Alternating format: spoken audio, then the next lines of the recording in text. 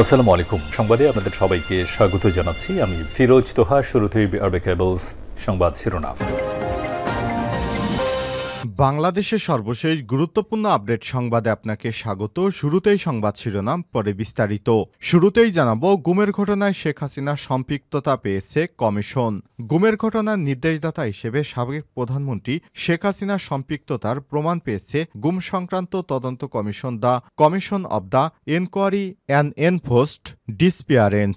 আজ বিকাল ৫টায় রাষ্ট্রীয় অতিথি ভবন যমুনায় গুম সংক্রান্ত তদন্ত কমিশনের সদস্যরা প্রধান উপদেষ্টার কাছে তদন্ত প্রতিবেদন জমা দেন।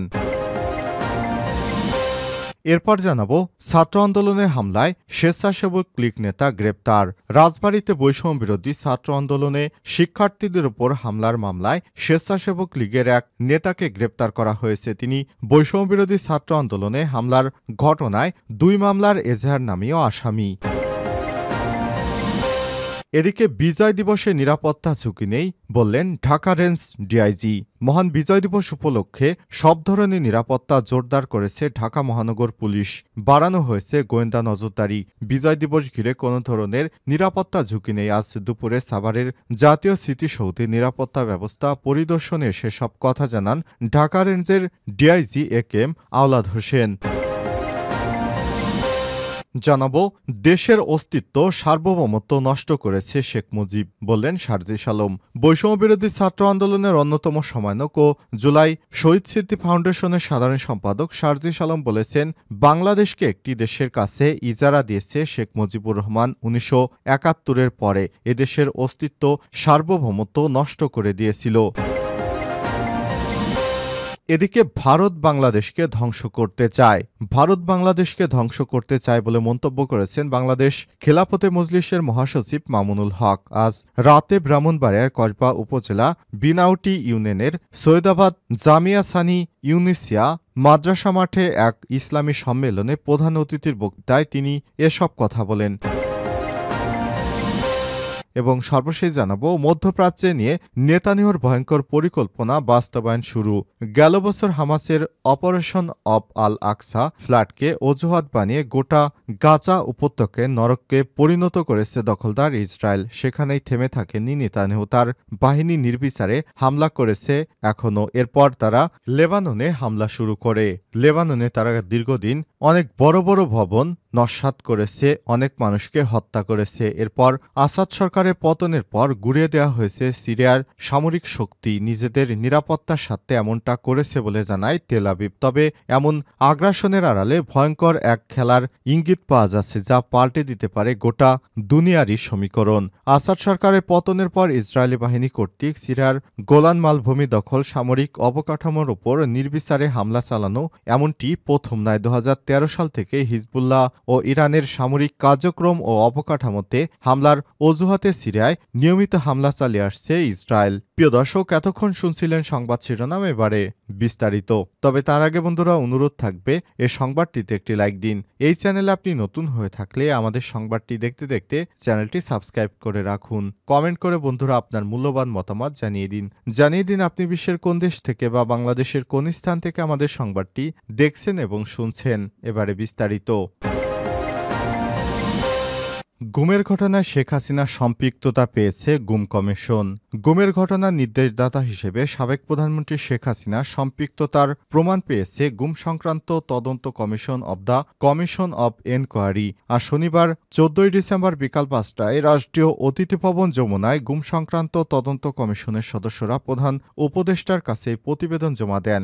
আনফোল্ডিং দ্য ট্রুথ শিরোনামে জমা দেওয়া রিপোর্টে কমিশন সদস্যরা এ পর্যন্ত প্রায় ১,৬৭৬টি অভিযোগের মধ্যে ৭৫৮ জনের অভিযোগ যাচাই বাছাই করেছে। প্রতিবেদনে জানা হয়েছে, গুমের ঘটনার নির্দেশদাতা হিসেবে সাবেক প্রধানমন্ত্রী শেখ হাসিনার সম্পৃক্ততার প্রমাণ পেয়েছে কমিশন। এছাড়াও হাসিনা প্রশাসনের বেশ কয়েকজন ঊর্ধ্বতন কর্মকর্তারাও এর সঙ্গে সম্পৃক্ত রয়েছেন, যাদের মধ্যে সাবেক প্রধানমন্ত্রী শেখ হাসিনার প্রতিরক্ষা বিষয়ক উপদেষ্টা মেজর জেনারেল অবসরপ্রাপ্ত Tariq Ahmed Siddique, national telecommunication monitoring centre এনটিএমসির সাবেক মহাপরিচালক মেজর জেনারেল জিয়াউল হাসান এবং পুলিশ কর্মকর্তা মোহাম্মদ মনিরুল ইসলাম ও মোহাম্মদ হারুনুর রশিদ। প্রতিবেদনে গুমের শিকার ব্যক্তিরা বিচারিক প্রক্রিয়া শুরুসহ র্যাব বিলুপ্তির সুপারিশ করেছে কমিশনে। কমিশনের প্রধান মইনুল ইসলাম চৌধুরী জানান, গুমের সঙ্গে জড়িত কর্মকর্তারা কাজটি এমনভাবে করেছেন যাতে এগুলো শনাক্ত করা অত্যন্ত কঠিন হয়ে যায়। বিভিন্ন ফোর্স নিজেদের মধ্যে ভিকটিম বিনিময় করেছে এবং পরিকল্পনা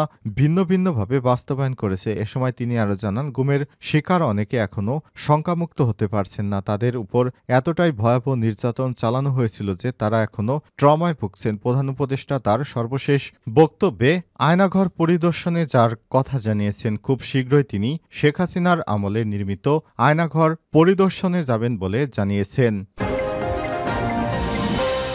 ছাত্র আন্দোলনে হামলায় স্বেচ্ছাসেবক লীগ নেতা গ্রেপ্তার। রাজবাড়ীতে বৈষম্যবিরোধী ছাত্র আন্দোলনের শিক্ষার্থীদের উপর হামলার মামলায় স্বেচ্ছাসেবক লীগের এক নেতাকে গ্রেপ্তার করেছে। তিনি বৈষম্যবিরোধী ছাত্র আন্দোলনে হামলার ঘটনায় দুটি মামলার এজাহার নামীয় আসামি। শনিবার 14 ডিসেম্বর বিকেলে বিষয়টি নিশ্চিত করেছে রাজবাড়ী সদর থানার ওসি মোহাম্মদ মাহমুদুর রহমান। এর আগে গতকাল শুক্রবার সন্ধ্যা 7:30টার দিকে রাজবাড়ী জেলা শহরের বড়পুল এলাকা থেকে তাকে গ্রেপ্তার করা হয়।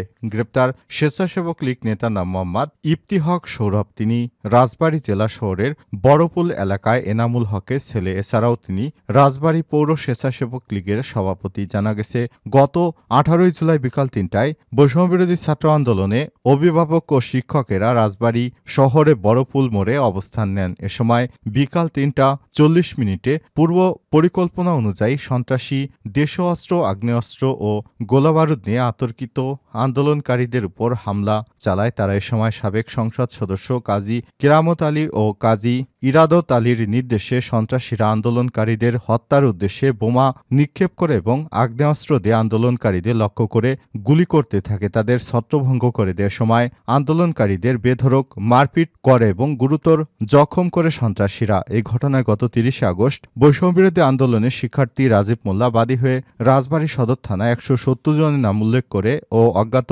300 জনকে আসামি করে একটি মামলা দায়ের করেন। এ মামলায় ইফতিহক সৌরভকে আসামি করা হয়।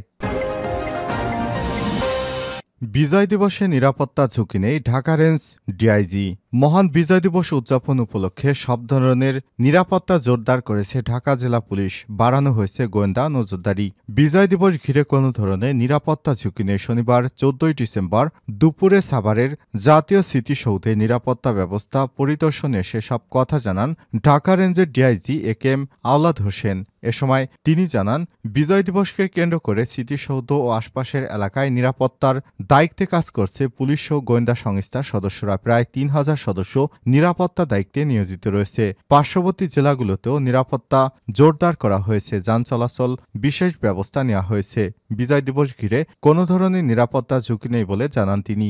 ডিআইজি বলেন, মহান বিজয় দিবস 2024 উপলক্ষে ঢাকা জেলা পুলিশ আয়োজিত 5 স্তরের নিরাপত্তা ব্যবস্থা নেওয়া হয়েছে। এছাড়াও ডিএমপি এলাকা থেকে ডিএমপি এবং তাদের নিরাপত্তা ব্যবস্থা গ্রহণ করেছে। আমাদের ব্যবস্থা হবে আমিনবাজার থেকে। এ সময় তিনি আরো বলেন, শুধু স্মৃতিসৌধ কেন্দ্রিক নয়, তার আশপাশের যে অঞ্চলগুলো রয়েছে অর্থাৎ মানিকগঞ্জ, টাঙ্গাইল, গাজীপুর মেট্রো এলাকাও আমাদের নিরাপত্তা বলয়ের চাদরে ঢাকা থাকবে। আওলাদ হোসেন বলেছেন, সব স্তরের নিরাপত্তা ব্যবস্থায় আমরা রেখেছি যেন খুব সুন্দরভাবে ভিভিআইপিগণ, বিভিন্ন সামাজিক ও রাজনৈতিক ব্যক্তিত্ব, তাদের সমর্থকরা অতি সুন্দরভাবে সুশৃঙ্খলভাবে নিরাপত্তা সহকারে এখানে পুষ্পস্তবক অর্পণ করতে পারে এবং নির্বিঘ্নে যা আশা করতে পারে। দেশের অস্তিত্ব সার্বভৌমত্ব নষ্ট করেছে শেখ মুজিব, বললেন শারজিস আলম। বৈষম্যবিরোধী ছাত্র আন্দোলনের অন্যতম সমন্বয়ক ও জুলাই শহীদ স্মৃতি ফাউন্ডেশনের সাধারণ সম্পাদক শারজিস আলম বলেছেন, বাংলাদেশকে একটি দেশের কাছে ইজারা দিয়েছিল শেখ মুজিবুর রহমান। 1971-এর পরে দেশের অস্তিত্ব সার্বভৌমত্ব নষ্ট করে দিয়েছেন তিনি। শনিবার 14 ডিসেম্বর দুপুরে রাজশাহী জেলা শিল্পকলা একাডেমি মিলনায়তনে শহীদ পরিবারের পাশে বাংলাদেশ শীর্ষক অনুষ্ঠানে বক্তব্য প্রদানকালে সব কথা বলেন তিনি।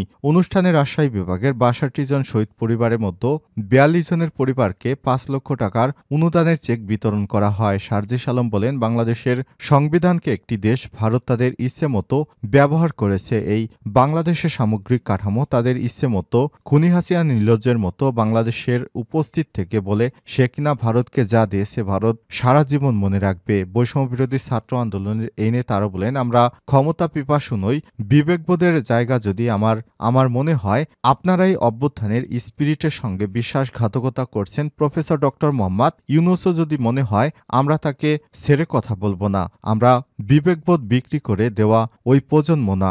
বিবেকবোধ বেঁচে আছে ওই প্রজন্ম হলে ভারতের দালালি করতাম, কিন্তু আমরা তা করি নাই, করব না। আমরা স্পষ্ট করে বলছি, পৃথিবীর যে কোনো দেশের সঙ্গে আমাদের সম্পর্ক হতে হবে সমতা, মর্যাদা এবং সমতার ভিত্তিতে। বিন্দুমাত্র ডমিনেট করার চেষ্টা করলে তার সঙ্গে চোখ রাঙিয়ে কথা হবে, পুলিশের সামনে বুক পেতে দেওয়া হবে। প্রতিবেশী রাষ্ট্র ভারতের প্রসঙ্গ টেনে সার্জিস আলম বলেন, আপনাদের সঙ্গে আমাদের সম্পর্কে কি হবে সেটা আপনারা আমাদেরকে কাজের মাধ্যমে নির্ধারণ করবেন। খুনি হাসিনা এতগুলো মানুষকে খুন করেছে, এই বাংলাদেশ থেকে পালিয়ে গেছে। সেই খুনি হাসিনা বাংলাদেশের মানুষের দ্বারা বিতাড়িত হয়েছে। সেই খুনি হাসিনা আপনারা আশ্রয় দিয়েছেন ভারত। যদি এই বাংলাদেশের সঙ্গে আপনারা সম্পর্ক স্থাপন করতে চান, খুনি হাসিনাকে আগে বাংলাদেশে ফিরিয়ে দিন। খুনি হাসিনার বিচার এই বাংলাদেশের জনগণ করবে, তারপর ভারতের সঙ্গে আমাদের সম্পর্ক হবে। ভারতের সঙ্গে আমাদের সম্পর্ক হবে ন্যায্যতার ভিত্তিতে। ভারত সবসময় বাংলাদেশের উপর কর্তৃত্ব স্থাপন করতে চেয়েছে, কিন্তু কখনোই তারা এটি করতে পারবে না, কারণ বাংলাদেশের মানুষ ঐক্যবদ্ধ। এটা শেখ হাসিনার বাংলাদেশ নয়, এটা এখন ১৬ কোটি তাওহিদি জনতা, মুসলমান এবং হিন্দু, মুসলিম, বৌদ্ধ, খ্রিস্টান সবার বাংলাদেশ।